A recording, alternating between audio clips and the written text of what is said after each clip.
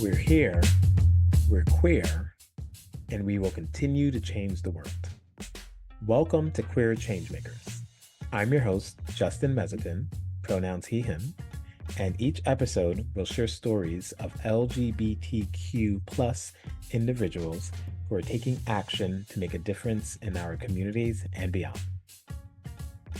Welcome to another episode of Queer Changemakers. Today we have Frances Gortaire joining us.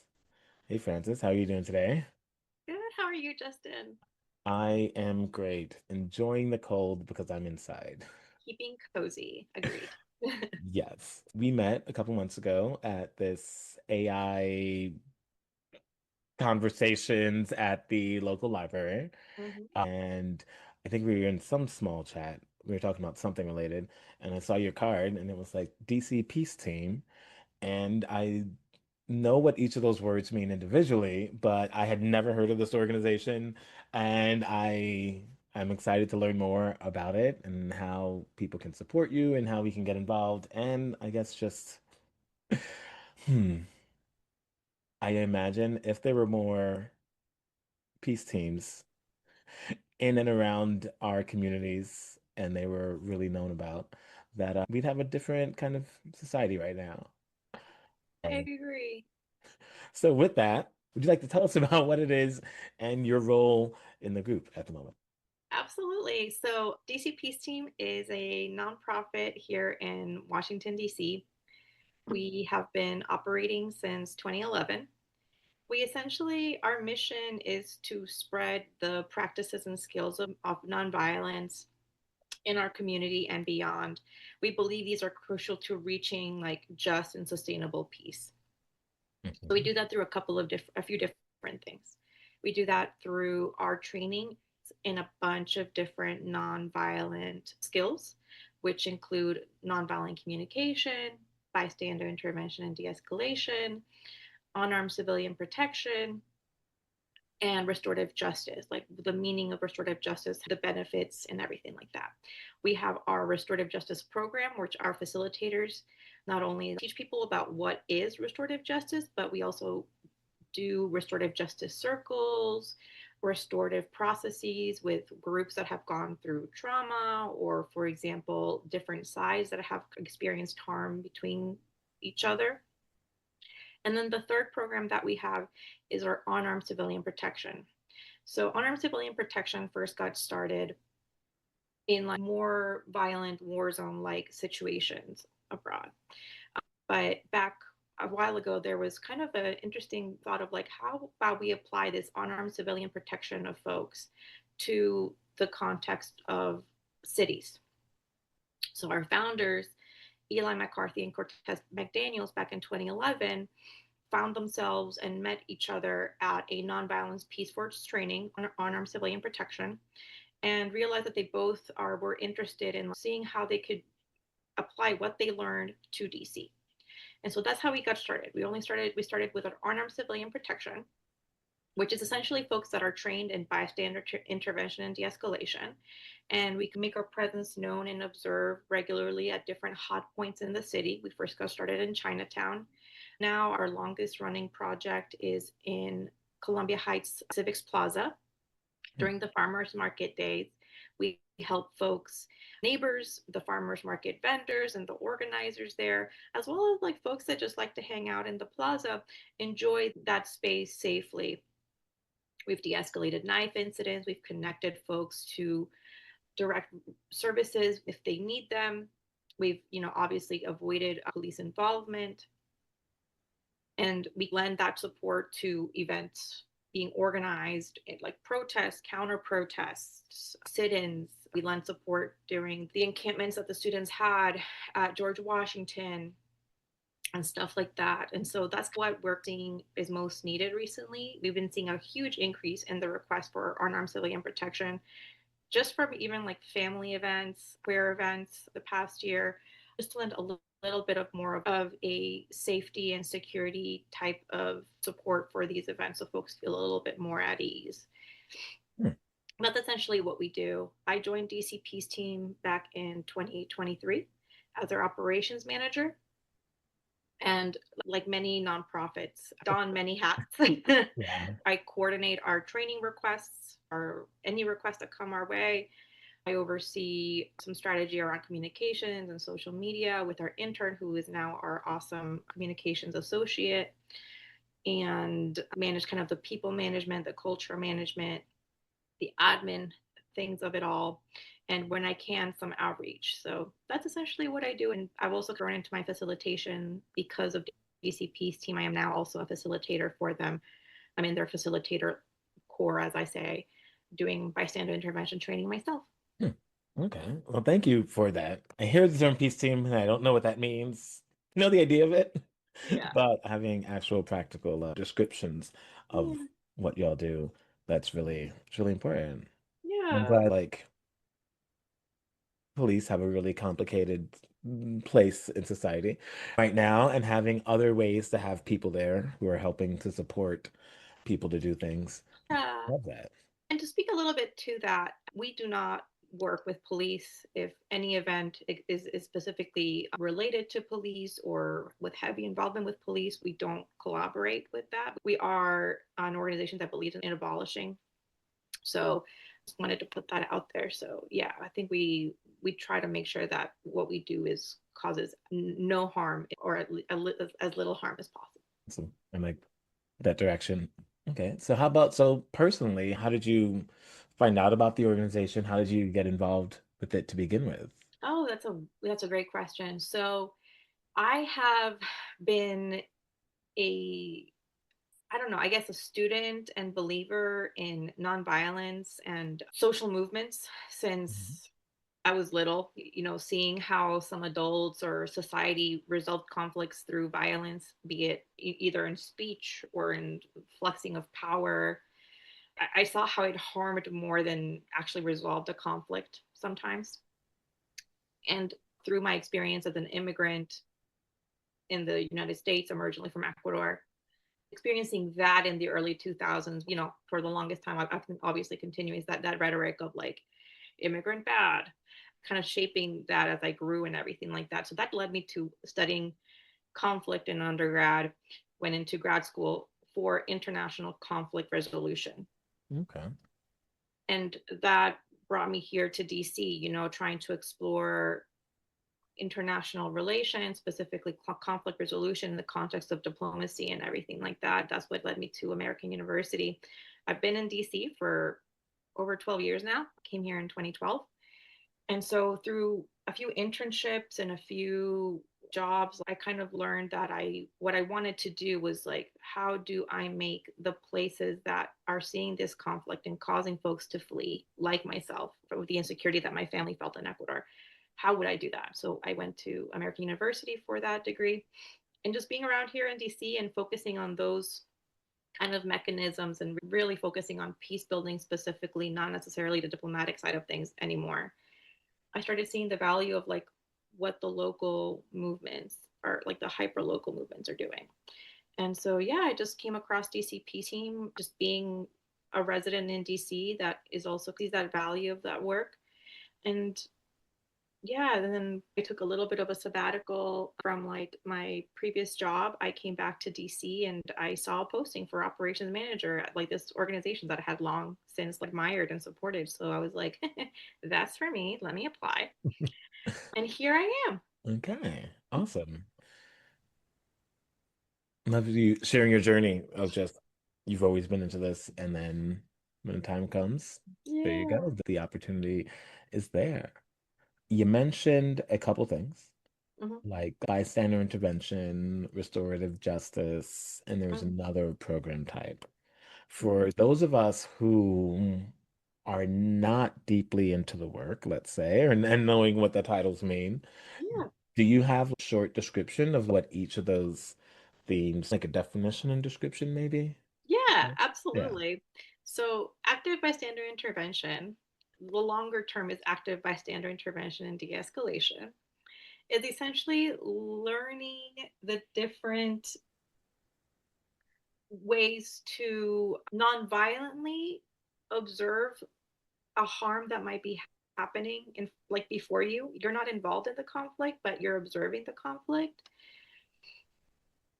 and learning different ways that you might feel comfortable de-escalating. One of the major things that we say is not everybody can have the same toolbox, right? Not everybody has the same tools because of our experiences, the way we look, because of our identities, some folks might not be able to use tools that I am able to use, right? And I certainly can't use some of the tools that, like, for example, a 6 foot white cis man can use to de escalate. But that doesn't mean that I'm without my own nonviolent de escalation tools. Hmm. So that's actually what bystander intervention and de-escalation is. And part of that is also helping us be self-aware of how we're feeling and what and when not to intervene as well, right? Because that's also very valuable to know. The other term that I mentioned that we probably want to expand on is the unarmed civilian protection, right? Yeah. So a different way of calling unarmed civilian protection is community safety. And so it is our team that has been trained in bystander intervention and de-escalation, but also how to work together and in various different contexts to help everybody stay safe, right? So for example, in a like in a protest counter protest, making sure that folks stay safe. If there seems to be folks getting mixed up from both of those sides, one of the tools that we use in a team is encircling the people that might be kind of swarmed by the larger group and creating a barrier to help move them out of that, right? Out of the larger crowd. With Community Safety Unit, we've provided our support for Juneteenth events, Pride events. Mhm. What else? Immigration protests and counter protests. We were also in January 6th at the Capitol trying to do a little bit of de escalation. And yeah, I think we can all see the value if more folks had a little bit more of that knowledge and that commitment to nonviolent resolutions of differences, right? Right. Yeah. Did you want me to cover any other terms that I mentioned?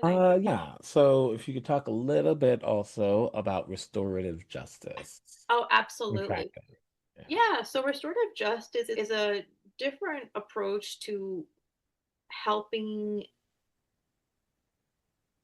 folks move past a harm that has been done. It's an alternative to the punitive justice that is more prevalent, right?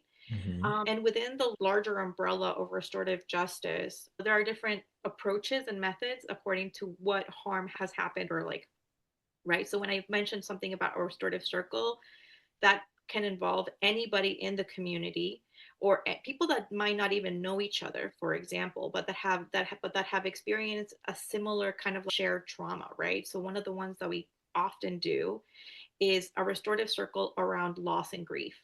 And that helped me quite a lot in my first year with DCPC because earlier that year I had lost both a very dear friend of mine and one of like my maternal figures.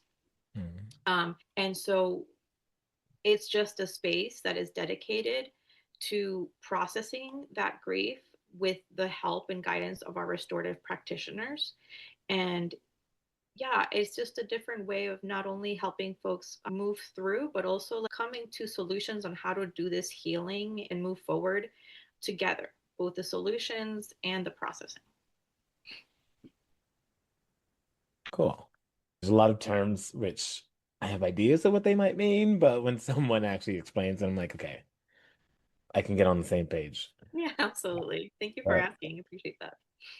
not bad. Okay. So do you have a few stories or like highlights of your time with the peace team, whether organizationally or like out in community? Do you have a Okay. few highlights of your time with the peace team or a couple stories? Yeah, absolutely. First, I want to give a shout out to the like the work environment and how accepting and supportive DCP team was as I got the lay of the land. To give you a little bit more of background of why I want to highlight this, my previous job took a toll on me, and I think that that's why I had to take that Peace, that break. Saturday. Yeah. So I was really burnt out and also maybe a little bit traumatized, of the dynamics of like, supervisor and me, and coworkers and me, And so there was an adjustment period where I was like, oh, my supervisor at DCP team practices what he preaches, nonviolent communication, coming at any conversation with a trauma informed lens, right? And reflecting both on how he's feeling and also reflecting on how I might be feeling when I speak or when something has gone awry or as I'm kind of struggling to learn something. So that really kind of modeled how I approach, my supervision now with my interns, or how I approach even any conversation really with anybody. Yeah. Okay. So I think the more folks kind of see the value of how much that helps us communicate and help us feel more centered in communicating in that way, it does a world of good. It spreads that kind of practice and that value just by just by demonstrating it in that way. Hmm. Yeah. Love that. Earlier, I was like, what would it be like if society had more peace teams or just people who practice peace more proactively? Yeah. And definitely a lot of society is influenced by the economy and work and Mm-hmm. workplaces. And like, Yeah. even thinking about like, working from home versus in an office. And it's like, if I do have to go to an office, people who have more lived values of peacemaking and bringing that perspective, I see how Yeah. that can definitely be Yeah. a great improvement Absolutely. on the Yeah. norm. And that's why DC Peace Team has a specific training on nonviolent communication for the workplace. And it was one of the first ones that I took. And I was like, what do you mean this is how we can communicate in the workplace? We don't have to be cutthroat. We don't have to be like budgets and meeting expectations and, deadlines, like alarm, Yeah. Yeah. Huh. That's interesting. Yeah, just last week I was at Creating Change and I was in some session, but I don't even know what the question was. But someone was answering it, and their answer was like they check in with themselves throughout the day. And they're like, if I am not able to like, be at some level, some standard that I have for myself, I will just not, I'm like, I'm not going to go to a meeting. I'm not going to host the meeting. I'm not going to have this thing because I'm not in the right space to be there. And like, that person was like a manager, and they would tell their people, like, I'm not in the right space to be in this meeting, so we're going to postpone it. And part of me was like, wow, you can do that. And then the other part is like, you're doing the follow up too of like telling people, hey, it's okay to, you're not always going to be at your best. And it's okay to be like, this is like a boundary, a line that I set for myself. So hearing that about like the nonviolent communication is very inspiring. And in a lot of tech related conversations, there's a lot of like, what is the future of work? And well, more nonviolent communication has never been one of the responses in these conversations, but I think it needs to be. Yeah, I Um, feel like especially like in tech, there's such a race and there's such an urgency sometimes to develop the newest thing. mhm. And due to funding and everything like that, there's like the pressure to answer to like your investors and everything like that. I think being aware of like, grounding yourself before having those conversations, having some good boundaries around what you're willing to accept and what you want to redirect, I think benefits us all. So, Hmm. Yeah, I like that. Willing to accept and what you want to redirect. mhm. They don't sound like opposite words, but they are. Yeah. So I appreciate that perspective. Okay. So in terms of work within and with communities, do you have a highlight or a story you'd like to share of an experience you've had? Oh gosh, that's right. Yeah. And let me think. There's a few, but I think my biggest highlight really and is I learned how much I find motivation and just relief, in doing that one-on-one with folks, anytime I really did feel like I was like meeting my purpose was going out to events, getting the word out to folks. So anytime I encountered somebody at, like, for example, at Democracy Fest by Rising Organizers, and then a few weeks later, I ended up like meeting with folks that, wanted to learn more about our trainings and get a training or join us and partner with something. That creating of partnerships, relationships, communities within like-minded or similarly purposed organizations Mhm. is something that I learned about myself, that it's something that really, like, it's really fulfilling a core, not only just like a core need, but like a core desire as like Francis. Yeah. Right. Those times where you're just like, oh, wait, this makes sense, but it's more than makes sense. It like Yeah. the Yeah. stars are aligning and I get to see it and appreciate it and live Yeah. through it. Yeah, exactly. Like seeing, for example, like, how me just being behind my computer and like talking to somebody and doing like an intake on what their needs are, and then a month or two later seeing how they have learned, their group has learned how to de-escalate themselves, and they feel more confident in like having their events and making sure that the people that they are sharing this event with are feeling safer, is so, yeah, it's just so fulfilling for me. Awesome. I love that.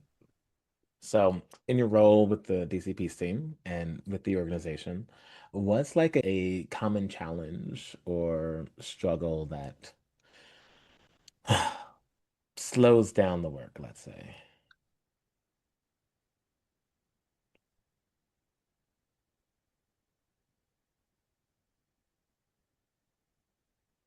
There's so much going on, especially this past year, right? So I think what we've been struggling with, it's kind of like a, oh wow, but also like it's finally happening, but also like, oh wow, it's happening. is is that there is such a higher demand for our community safety team, our unarmed civilian protection work, and sometimes we're just really pressed to find enough folks to meet the demand, which in a sense it's wonderful because folks are seeing the value of what we do. Hmm. They don't need like a big person with like mace and like a baton or god forbid a gun to lend security at their event or their counter protest. They see the value in us providing that, right? And that being a community effort and not a government larger system, power dynamics kind of implication. So that I think is both really heartening to see, but I think we're kind of struggling with like, trying to meet the demand in such a way. We have a wonderful team though. So wherever we can, we help out, and we're always looking for folks to join us. We'll teach anybody that is interested how to do bystander intervention and de-escalation. And if you're interested in joining us on our civilian protection team, we'll train you up more. We'll have you shadow somebody and then join us wherever we're needed. Awesome. That was going to be my next question is how can we support you and how can people support the work that you're doing? So, Yeah, well, that's definitely one. Volunteering and joining the efforts or any one of our teams. The way that we operate is we work in committees, and anybody from the public is welcome to join any one of our committees, our training committee, our restorative justice committee, our UCP committee, to see how we work. Anybody's welcome to join and learn. Feel free to chime in on our website and reach us through our email to learn more about that. But obviously, we are a nonprofit. We benefit from folks supporting us. The more funds we have, the more people we're able to train at no cost or sliding scale. The more funds we have, we're able to deploy folks and cover those costs as well. So feel free to check us out. There's obviously a donation button in our webpage. mhm. If not for DCP's team or any other organization, I will say monthly donations for any organization is so helpful. Even if it's just like $5 a month, being able to bank on your $5 for at least like a year or in perpetuity is a lot more helpful than donating like 12, $25 just like 1 month, right? Being able to plan on that $5 is so helpful. So yeah, just wanted to put that out there. Awesome. Yeah, we'll definitely have links to the website and some of the programs. Oh, and I did also want to mention if anybody who's listening to this beyond DC, there is a way for you to find other unarmed civilian protection teams like DC Peace Team. I will provide you with the link to that, but it's called the Shanti Sena Network. And it is a network of, right now it's just like a list where folks communicate, but people are trying to ramp up the meetings and just sharing of ideas and practices. Shanti Sena Network. And I'll through the Meta Center, and I'll pass along that website to you so you can check it out. But yeah, there's peace teams, quite a few around the states and also internationally. Okay. Yeah, that sounds really interesting to see what others are doing and how we can learn from them and collaborate. Yeah, yeah, You know, there are absolutely. definitely organizations that have conferences around the country, and sometimes it's good to work with the locals too. Yeah, Okay, agreed. interesting. So you also mentioned there's some like monthly programs that y'all do. Yeah, yeah. So to the public, we try to put on at least like a handful of trainings every month. Our kind of like intro courses for our major things are, of course, Intro to Nonviolent Communication, Intro to Bystander Intervention and De-escalation, Intro to Unarmed Civilian Protection, and Intro to RJ. And we tend to cycle those out like quarterly. Like once a month, like 1 month we'll have the nonviolent communication. The next month we'll have bystander intervention and de-escalation. So if you're interested in learning about any one of these topics, just jump onto our website, look at our calendar. If it's not in the next coming month featured on there, it will be featured again in the next month or so. So sign up for a newsletter. You'll get an awesome email from our founder and executive director once a week or so, letting you know the updated schedule for the coming month. So that's one way. And I'm going to also highlight that we are doing our bystander intervention and de-escalation and law enforcement trainings at least once a month, not just because we're trying to spread the word and we really build up our capacity, but because things change out so quickly sometimes, we try to keep that a little bit fresh with what's going on. Okay. And thank you for that. I'm trying to think. Are there other things related to DC Peace Team that I haven't asked about Mm. or that you would like to share before we move into the other parts of the conversation? I think the last thing I would like to say about DCP's team is that the main thing that we try to tell folks is the more you practice nonviolence in your day to day, even how you handle somebody honking at you in like traffic, or how you react to, I don't know, my dog barking at me for too long, figuring out the non-violent approach and centering yourself in those instances will help you in building your practice and your resiliency in handling higher situations of conflict or dysregulation. So I think it's a practice that can be applied to anything and everything. Okay, awesome. So there's a question I ask every guest. So, as a member of our greater LGBTQ plus community, Mhm. what is one future vision you have for the next step? Yeah, that is like such a powerful question. I think for me specifically, what I'm seeing the need of, and I think we're already doing this, but again, because the moment is so tense and the moment keeps changing, the more we can lean into some community building and really building community, not in the sense of like, oh, I'm going to see this person at the bar, at Nelly's in a little bit.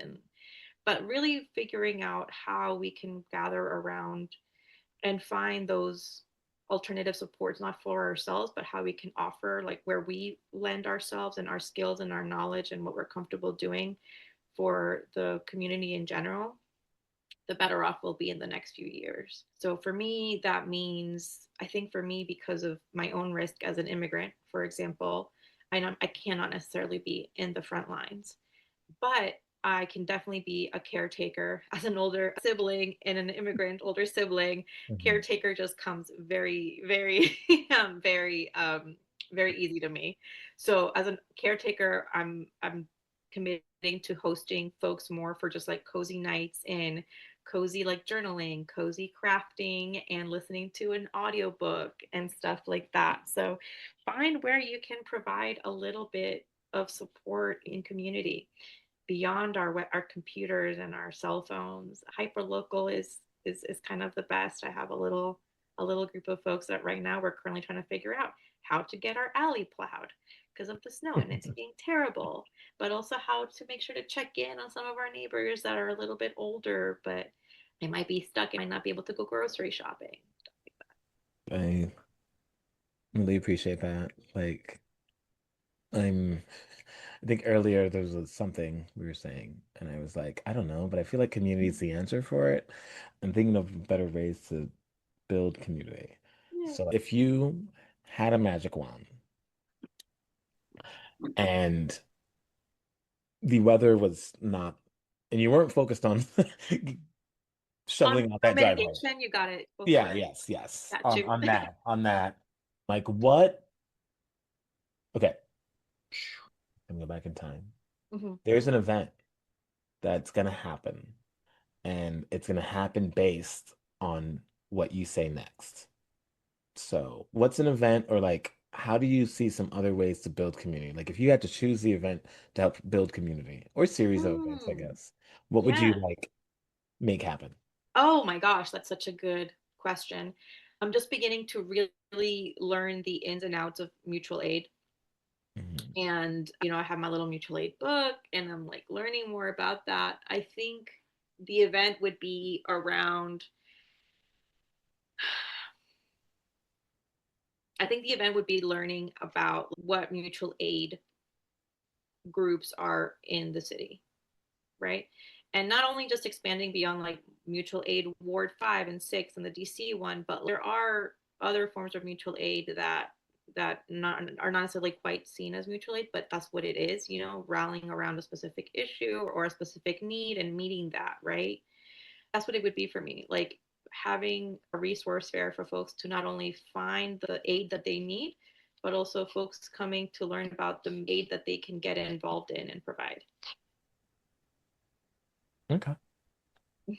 Oh, that. And you mentioned a book about mutual aid. Do you want to share that book? Yeah. So I'm starting my mutual aid actual study with the Mhm. book by Dean Spade, Mutual Aid, Building Solidarity During This Crisis and the Next.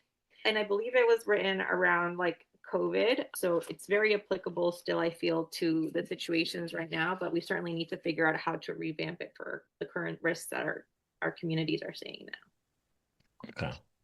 Cool. I'm a big fan of audiobooks and sometimes reading, but then you got to carry the book around. How I long? feel you. I always have like at least like one or two books in rotation in like as an audiobook, and then I have like my physical books or my Kindle right now to read. It helps to learn more and like hear a lot about mutual aid. I hear a lot about community organizing. I hear a lot about, there's another term that I can't think about right now, and maybe movement building or something else. And I'm Oh like, yeah, I movement hear building. these words and I know I have ideas of what they mean, but the practicality of like, here's what is involved in this and how people both, as you were saying, how they contribute to it and receive from it.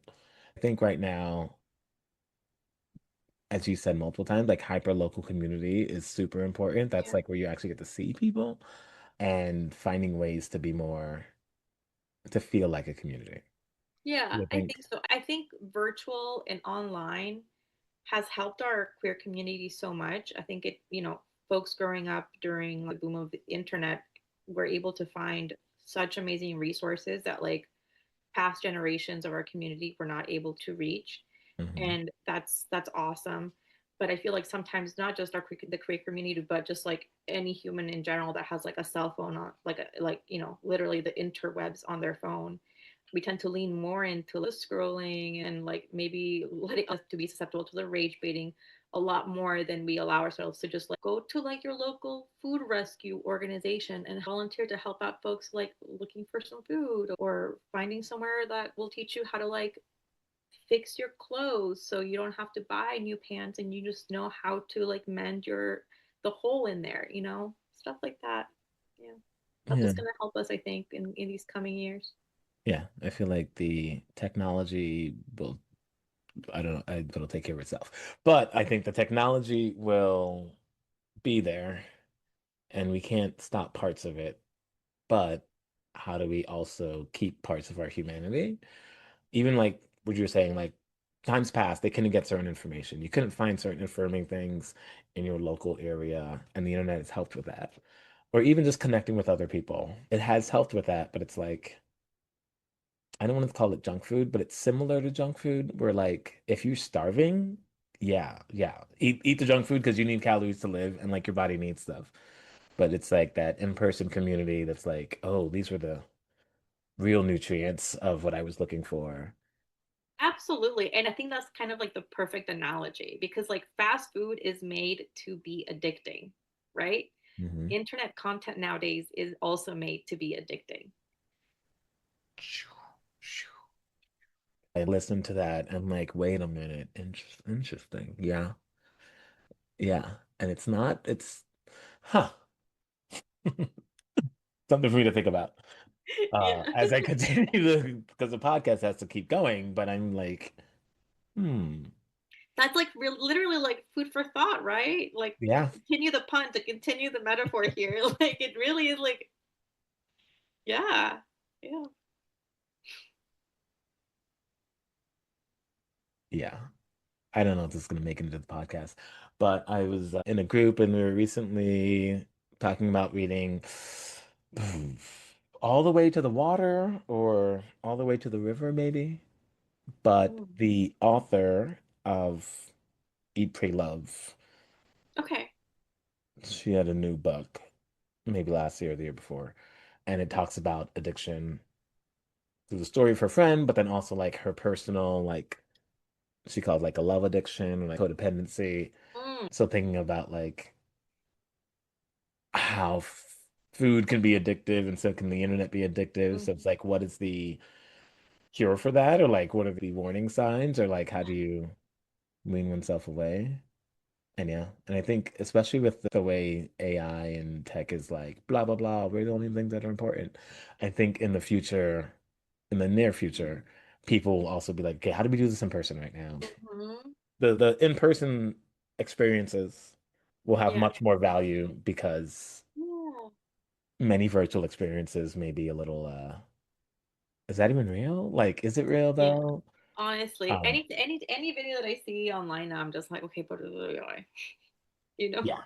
And there's okay, yeah, we're going in this direction. In a group chat that I'm a part of, in a family group chat, like years ago, 2023 or two, someone posted a video about like talking about Haiti and some of the things Mm. going there and some of the natural beauty and stuff. And the voice behind the video was very Obama-like. And then later someone was like, is that AI? And then whoever posted the video was like, I'm not sure. Maybe it could be, maybe it wasn't. And then when I saw that, it was like there were both sides of this picture. I don't know. There's two sides of a coin where it was Mm. like it could be AI. Does that make it bad? Like if all the words and the themes and the purpose of the video is all true enough Mhm. and like productive, whether it's AI or not, like does that make it bad or good? The AI Mm. is of it versus what it's actually saying.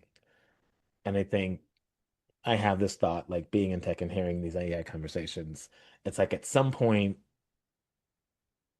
we're gonna have to do some of the deeper work to be like, okay, what are our actual values? Like what matters to us? Yeah. And that way, whatever I see online, right, whether it's AI or not, how do I filter it through the things that I believe in? How do I filter it Yeah. in ideas? So whether it's true or not, I'd still want people to live in more peace, right? I think people should be eating good food. I think what are the values you want to promote? Yeah. It's Yeah. an interesting, I don't Yeah, know. that's such a great consideration to think. I mean, it sounds like my thing about AI is like approaching it from like non-violent, do no harm kind of situation is like, well, if I'm looking up something and like asking for a recipe or something, but that's taking out like 2, 3 water bottles from drinking water bottles in a world where we're already running out of water, right? That's a little tough. I think it's harder for us to conceptualize that because Mhm. we are privileged enough to be in such an abundant country with water, but like that's not always going to be the case. I think there's water being not properly cleaned for some folks, already the water and energy cost affecting areas where the data centers are, right? So I think the questions need to be, in my opinion, asked a lot earlier, right? Yeah. We tend to be in a society where it's like, let's do it and then figure out who it ends up harming instead of like, oh, let's do an analysis of what it would harm and then see how we adapt what we were going to do initially. Yeah. Because even like in terms of like the environmental impacts, it's why we need to have more communities and people who know how to communicate nonviolently in a way. So you can disagree and come to a better answer instead of defending, let's Yeah. say, or attacking, and then like, no one gets anything done. Mm-hmm. Even when it comes to some of the like the data centers, it's like, well, where do they put it? And it's like, well, did they put it in a place where it actually made sense environmentally? Did they put it in a place where it won't ruin other things? Or did they put it Mm-hmm. in a place where they can charge less? Did they put it in a state that said, Yeah. hey, we don't care about that community over there, and we would love Yeah. to have your money. Yeah. Yeah. So we're gonna put it Like, over and there. let us give you some tax Yeah. credits at that too to really entice you.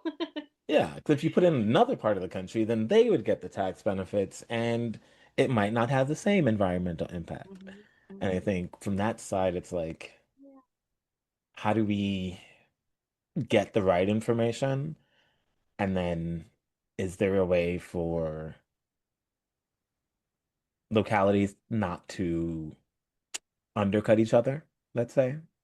Like when Amazon was trying to move, you had all these different city areas being Mm-hmm. like, come to us, we will do this for you, or we will do that for you, or we'll do the other thing for you. Yeah. And I'm sure there are some states that are like, we don't care about our environment, we just want money. Sorry, we don't care about certain parts of our environment. Mm-hmm. Like, See, we don't care about certain people living in these environments. yeah, yeah, the people we care about are over here, and as long as Yeah. their water is cool, then Yeah. like Yeah. whatever. And that's Exactly. so if there's a more community-based way to see Yeah. what the harm is based on the environment. And then, Yeah. hey, if we're gonna have these things, these are the places that it makes the most sense to have the least amount of harm Exactly. around Yeah. it. Yeah. And like, That's where mutual aid comes in. Like when you build mutual aid at first, right? Then you already have quite a bit of the groundwork of like the communications of the organizing systems already in place built around like helping each other, right? And so this is one of the things that I just read about in the book. It's like, okay, we organized ourselves to help each other through COVID, right? But then we saw the government doing something in our immediate area that we didn't like. We used our existing communication channels, our existing groups, our existing organizers, all of us who were going to be affected negatively by this, and we organized our same teams to oppose and protest and push back against this new thing that's happening to us, right? So yeah, once again, like, there's that benefit of like we're less likely to be taken advantage of by like corporations or the government that wants to like get the corporation's money if we already demonstrate that we're organized enough to not make it easy for them. yeah, okay. All these aspects of peacemaking and building. So one other thing before we go into rapid fire questions. Oh, okay. So we had World Pride here last year, and I've just been asking people, when it comes to pride, what does that mean to you? So you can think of the word, you can think of the event, you can think of the greater theme. But when I say pride, what does that mean to you? To me, pride means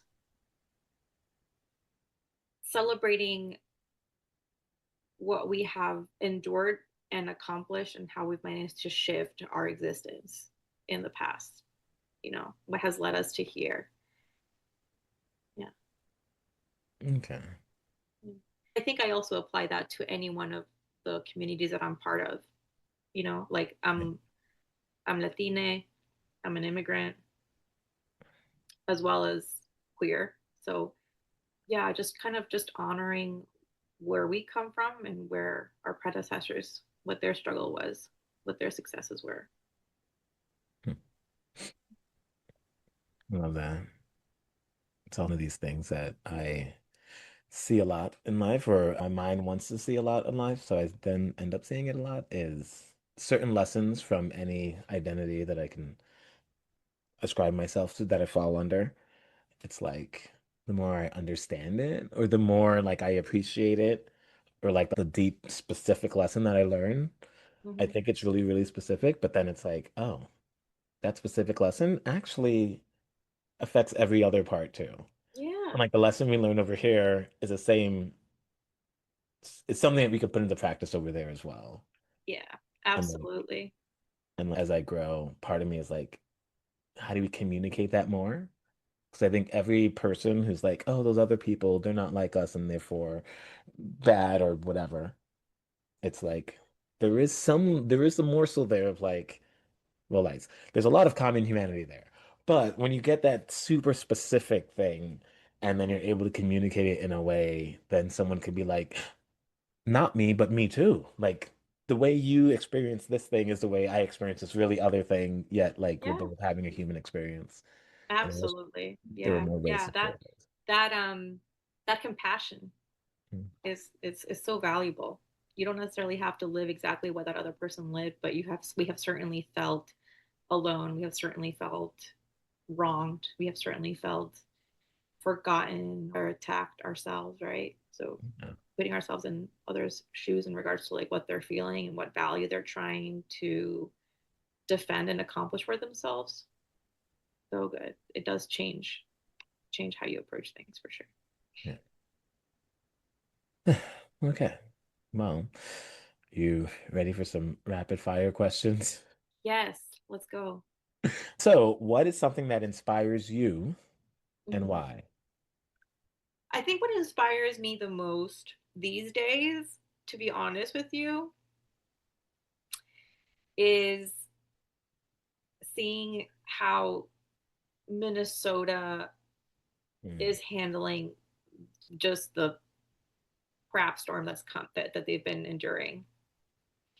They do it with humor, they do it with love, they do it with artistry. I'm learning so much about Minnesotans right now that I'm like, you know what? I feel like I do need to go and visit. Yeah. Okay. Minnesota's one of those weird places where living on the East Coast, I just imagine it's, I don't know, all of the middle's the same. Like you just fly over it, no offense. Yeah. Or you go to a little bit, but as I hear more, they're like, yeah. One of the good things about Minnesota is like they've been doing lots of work for a long time in different Yeah. ways. And they have a lot of the community organizing and a lot of the groups that have been there.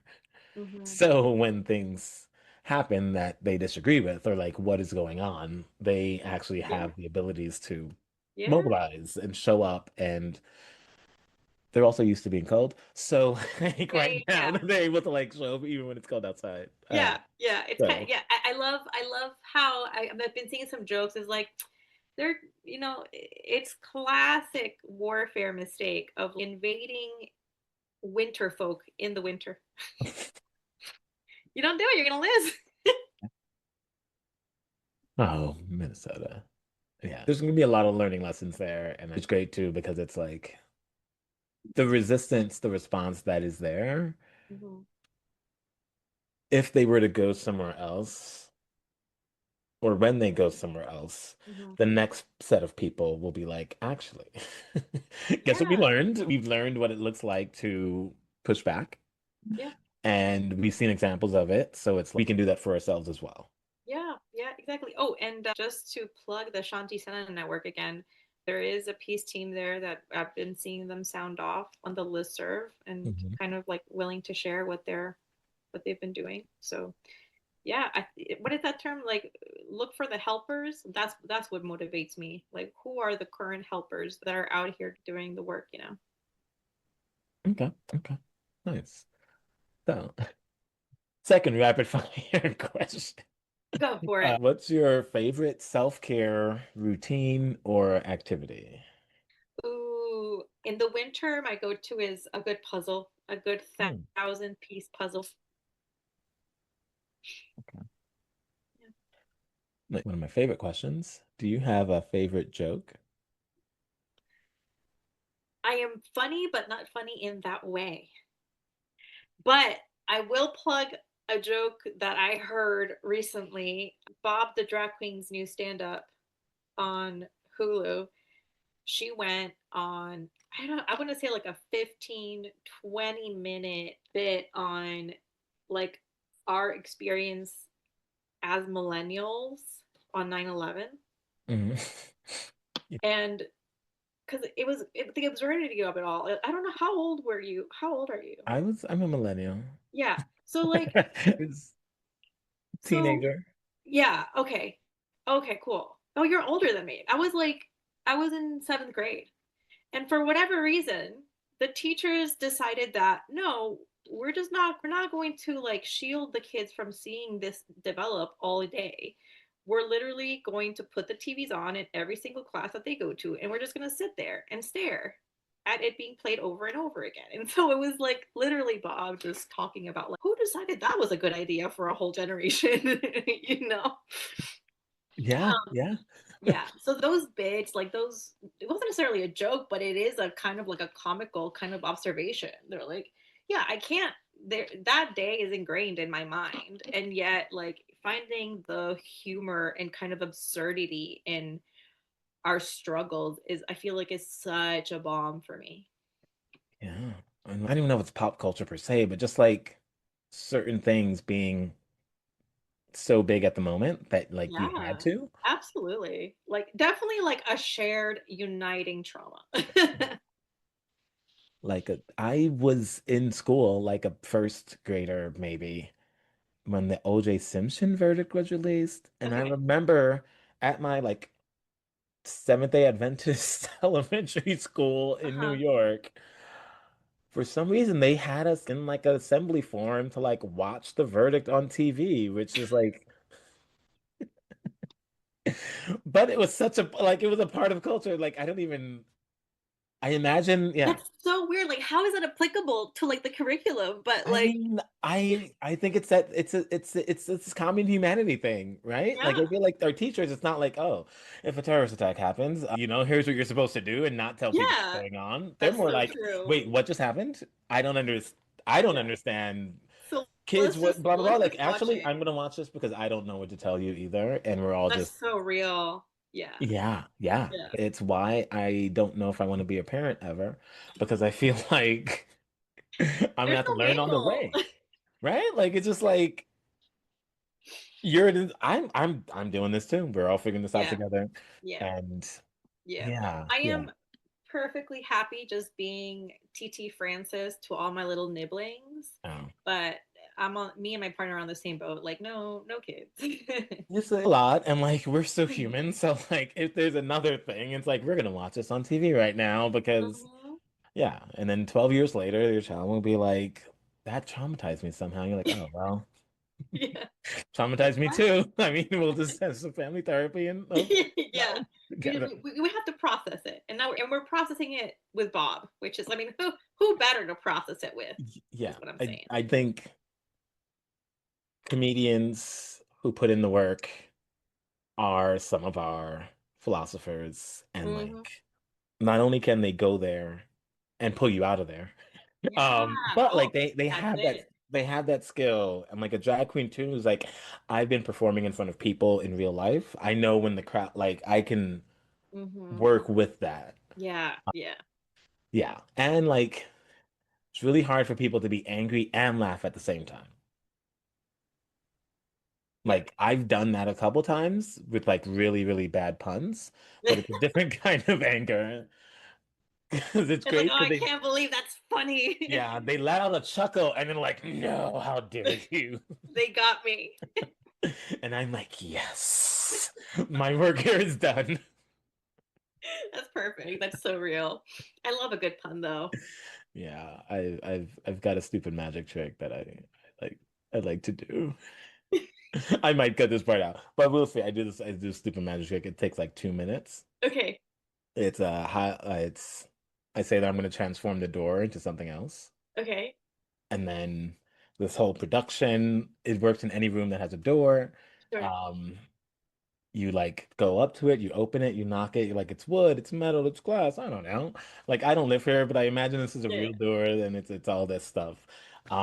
So they all see that it works. It's all good. And this is like 45 seconds long, just like open, like doing all that.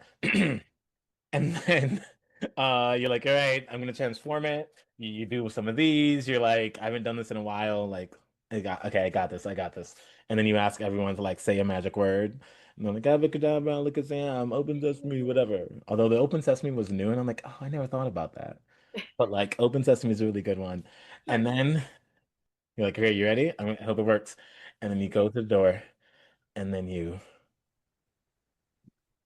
go to the door and you're like, okay, so this was the door. We said the magic words. And then you open it slightly, and you're like, okay, so what you saw was a door, and now it's a jar. Yeah, yeah, yeah. And they're like, you just wasted how many minutes of our life that we'll never get back? It's oh I'm honestly, Jonathan, I might steal that one. no, steal it, pay it forward. It's the only way.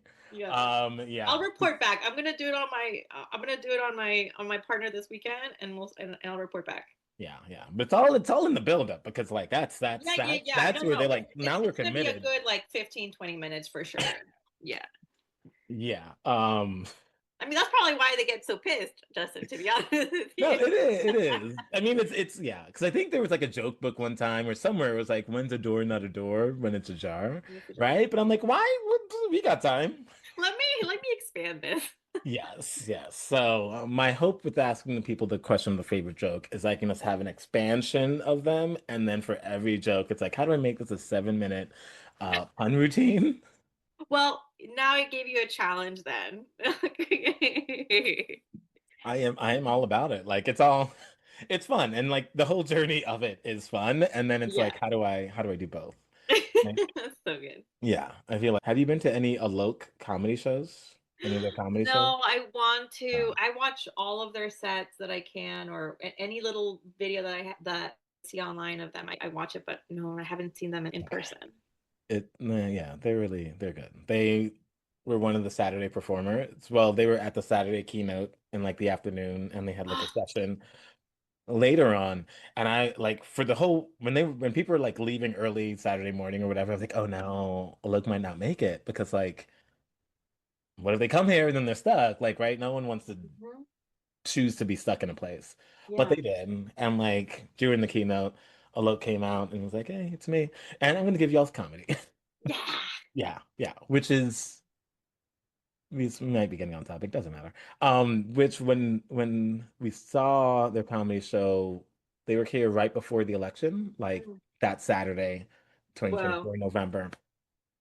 It was interesting because all of my perceptions are like the well-spoken, philosophical, like Alok from Mm. Like the poet, TikToks, yeah. TikToks that are The shared on scribe. Instagram because I'm not on TikTok. But like, like this person who's gonna come and like just give us all this information, Hmm. and then they get up there and they're telling jokes, and I'm like, wait. And it's one of those places where I was like, oh no, Justin, you too. I put a loke in a box. Really nice box, but A like really well dressed box. yes, Yeah, yes. but A a doc box that's going to nonetheless. challenge my thinking, and I'm going to leave being like a more educated human being. And then just joke, and it's like, oh, okay, we can all be more than one thing. Absolutely. But yeah, and the Lowe's jokes are just so sometimes I'm just like nobody else could have thought of this but a Loke. Yeah, Yeah. yeah. It's Yeah. it's it's great. It's Yeah. great. Yeah, and that's why I ask people about jokes, and this is why I laugh on the inside every time I say rapid fire questions. Remember those? Yeah, because I was like, listen, if one thing you learned about me from like the other parts of this podcast is that I am very long-winded. So I don't know what these rapid fire questions were gonna be like, but I appreciate you being like, listen, they are what they are. Yeah. Like, yeah, like I want to rename them. I just don't know what to rename them to. So it's good there. But there's only two more. Okay, go for it. All right. I'm an adult. You can do it. Yes, you are. Yeah. Okay. All right. Next question.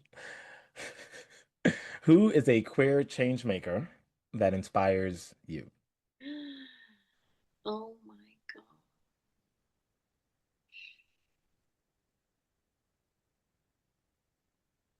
Mm,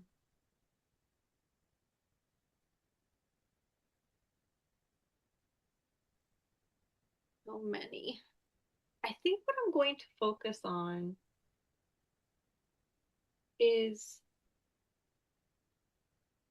one of the folks that has been like really organizing for the trans rights advocacy movement, especially around like the past couple of, the hearings that happened recently. Devon Ojeda, he works. I met him briefly. But Devon Ojeda, he works for a trans rights organizations, and he was part of organizing, some of the protests and just like demonstrations outside of the Supreme Court. They're really wonderful people, and I'm happy to connect it to them if you're interested. But yeah, Yeah. because we kind of connected and are a little bit of friends now, literally just seeing his posts and what he sends out to the network here and there give me such a pleasure and such a fire under my tush to do a little bit more, Yeah. Okay. Well, then, and yeah, definitely love to connect with others. And just like with collecting my own set of jokes, I'm always like, oh, who else is who are the other queer people out there doing cool things that like Yeah. everyone else has heard of? And I like that. Okay. Devin O'Hara. All right. So we'll end with the last question, but before we get there, thank you for taking the time out. Thank you for being part of this conversation, sharing some of your story and what DC Peace Team is up to. I'll definitely have links to the dcpeaceteam.org website and other social medias. Yeah, Awesome. this has been a good time. It's been a pleasure, Justin. Thank you so much for letting me speak a little bit about what I'm passionate about. I really appreciate it. For sure. Okay. So with that, the Okay, final question is, ready. do you have a piece of advice or word of wisdom that has been helpful for you in your journey, or one that you would like to share with the audience? Oh my gosh. That is such a good one, especially because I'm one of those people that if I hear like a good quote that will keep me like, that will give me a little bit of motivation or peace or something, I put it in a sticky note. Like my mirror in my bathroom is covered in it. The one that's coming to mind, and I might be paraphrasing here, but it is, do not give people permission to blame you for things that are not under your control. Hmm. This is from a book. I think it's like a little rom-com. The people we meet on vacation. I think they just made it into a Netflix movie. I did not like the movie, but it was literally because the main character kept apologizing for like getting sick or dropping something. It's like, it's not your fault. You don't give permission. People don't give permission for things that are, to blame you for things that are not you. Don't say sorry. Like, reserve sorry for something else. Thank you for listening to this episode of Queer Changemakers. This is Justin, and I hope you are able to get some inspiration and maybe some ideas about how you can take action to create positive change in your life, communities, and beyond. See you next time.